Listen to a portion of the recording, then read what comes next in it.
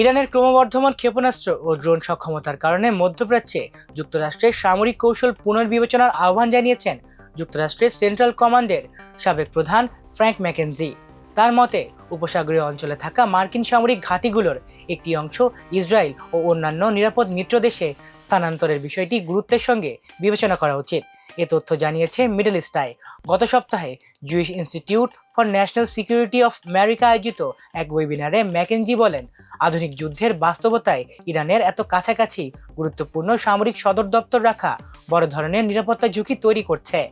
কাতারের আল উদেইদ বিমান ঘাঁটিতে সেন্টকমের ফরওয়ার্ড সদর দপ্তরের অবস্থান নিয়ে প্রশ্ন তুলে তিনি বলেন, বর্তমান পরিস্থিতিতে এ ধরনের স্থাপনার অবস্থান পুনর্বিবেচনা করা সময়ের দাবি। 2019 সালের মার্চ থেকে 2022 সালের এপ্রিল পর্যন্ত সেন্টকমের নেতৃত্ব দেয়া ম্যাকেনজি জানান, দায়িত্ব পালনকালে তিনি ও অন্যান্য জ্যেষ্ঠ সামরিক কর্মকর্তারা তৎকালীন জো বাইডেন প্রশাসনকে সতর্ক করেছিলেন যে কাতার, কুয়েত, বাহরাইন ও সংযুক্ত আরব আমিরাতে অবস্থিত মার্কিন ঘাঁটিগুলো ইরানের ক্ষেপণাস্ত্র হামলার ঝুঁকিতে রয়েছে।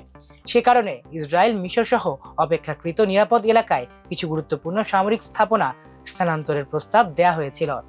তবে তার দাবি, বাইডেন প্রশাসন সেই প্রস্তাব গ্রহণ করেনি।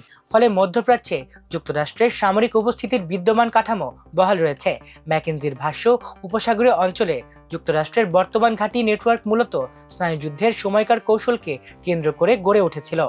পরে ইরাক ও আফগানিস্তান সামরিক অভিযানের সময়ও একই কাঠামো বজায় রাখা হয়। কিন্তু বর্তমানে ইরানের উন্নত ক্ষেপণাস্ত্র ও ড্রোন সক্ষমতা সেই নিরাপত্তা বাস্তবতাকে উল্লেখযোগ্যভাবে বদলে দিয়েছে। গত জুনে প্রকাশিত মিডল ইস্ট আইয়ের এক প্রতিবেদনে সাবেক মার্কিন কর্মকর্তা ও নিরাপত্তা বিশ্লেষকরাও একই ধরনের মূল্যায়ন তুলে ধরেন। তাদের মতে, মধ্যপ্রাচ্যে যুক্তরাষ্ট্রের সামরিক ঘাঁটির অবস্থান ও প্রতিরক্ষা কৌশল নতুন বাস্তবতার সঙ্গে সামঞ্জস্য রেখে পুনর্মূল্যায়ন করা প্রয়োজন। প্রতিবেদন অনুযায়ী চলতি বছরের মার্চে যুক্তরাষ্ট্র তাইফ বিমান ঘাঁটি ব্যবহারের অনুমতি পায়। এর আগে প্রিন্স সুলতান বিমান ঘাঁটির নিরাপত্তা নিয়ে উদ্বেগ বাড়ার পর বিকল্প সামরিক স্থাপনা ব্যবহারের উদ্যোগ নেওয়া হয়।